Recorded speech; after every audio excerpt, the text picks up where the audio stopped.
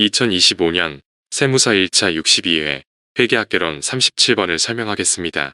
37번은 관련 원가 분석에 관한 문제로 여기에서는 보조부문 제공 용역의 내부 조달 또는 외부 구입 여부를 분석합니다.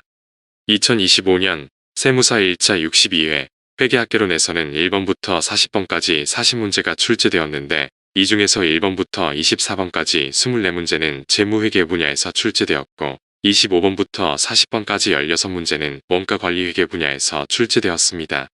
이 중에서 7문제는 원가회계 분야에서 출제되었고 나머지 9문제는 관리회계 분야에서 출제되었습니다. 이 문제의 난이도는 출제 분야에 대한 핵심 개념을 파악하고 출제 문항을 깊이 있게 이해했으면 풀 수 있는 기본적 또는 보통 수준의 문제로 원가관리회계 분야에서 공부해야 할 중요한 주제를 골고루 충실하게 출제했고 출제 문항에 대해 깊이 있게 공부할 수 있는 좋은 문제들입니다. 따라서 이 문제를 통하여 매년 반복적으로 출제되는 출제 분야와 출제 유형을 파악하고 출제 분야에 대한 핵심 개념을 명확히 정리하여 익숙해질 때까지 반복하여 숙달하는 것이 중요합니다. 37번은 관련 원가 분석에 관한 문제로 여기에서는 보조부문 제공 용역의 내부 조달 또는 외부 구입 여부를 분석합니다.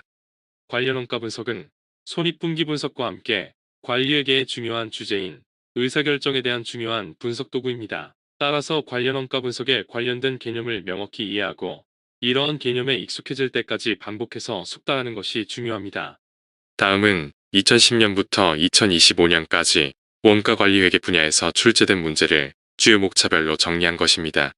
2025년도에는 원가회계 분야에서 7문제, 관리회계 분야에서 9문제가 골고루 출제되었고 출제 문항별로 핵심 개념을 이용하여 출제 분야를 깊게 이해할 수 있는 좋은 문제들이 충실하게 출제되었습니다.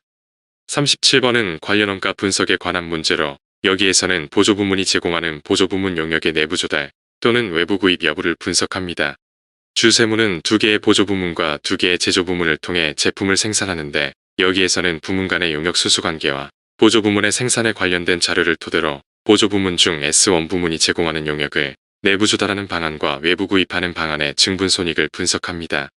관련 원가 분석은 단기적이고 일회적인 특수의사결정을 의미하는데 여기에는 특별주문의 수락 여부, 부품의 자가제조 또는 외부 구입 분석, 제품 라인이나 부문 또는 사업의 유지 또는 중단 분석, 자원 제약하에 최적 제품 배합 결정 등이 해당됩니다. 관련 원가 분석을 통해서 대안 중 하나를 선택할 때는 관련 원가를 기준으로 분석합니다.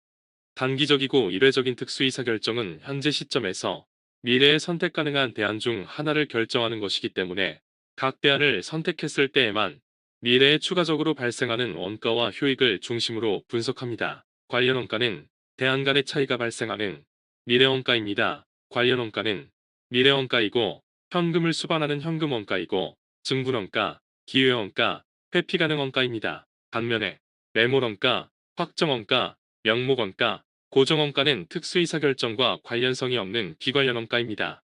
부문별 원가 계산에서는 보조부문과 제조부문별로 원가를 집계하는데 보조부문을 폐쇄하고 보조부문이 제공하는 용역을 외부에서 구입 여부를 분석할 때에는 종전의 생산 능력을 유지하기 위해서 외부에서 구입해야 할 보조부문의 용역을 먼저 결정해야 합니다. 이 회사의 부문 간 용역 수수 관계에서는 보조부문인 S1 부문이 다른 부문에 대하여 1000kW의 용역을 제공하였기 때문에 외부에서 S1 부문의 용역을 구입하기 위해서는 기본적으로 다른 부문에 제공한 용역량인 1000kW를 구입해야 합니다. 그러나 다른 보조부문인 S2 부문은 용역 제공량 1000시간 중에서 30%인 300시간을 S1 부문에 제공하였기 때문에 만일 S1 부문이 폐쇄되어 S1 부문이 제공하는 용역을 외부에서 구입할 경우에는 S2 부문의 S1 부문 용역 사용량 200kW 중에서 30%인 60kW가 줄어듭니다. 따라서 S1 부문을 폐쇄하고 S1 부문의 용역을 외부에서 구입할 경우에는 외부에서 구입해야 할 S1 부문의 용역으로 S2 부문에서 필요한 용역은 140kW이고 제조 부문에서 사용했던 500kW와 300kW를 합기한 940kW를 구입해야 합니다. 종전의 S1 부문과 S2 부문의 용역 제공량은 각각 1000kW와 1000시간입니다. S1 부문에서 자체 조달할 때에는 kW당 변동원가가 100원이기 때문에 S1 부문의 변동원가는 10만원이고 S2 부문의 변동원가는 8만원입니다.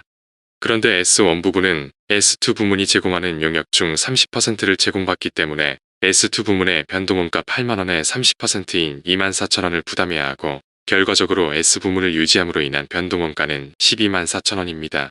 한편 S2 부문의 용역을 외부에서 구입할 경우에 외부 구입원가는 외부 구입량 940kW에 단위당 구입가격 120원을 곱한 11만 2,800원입니다.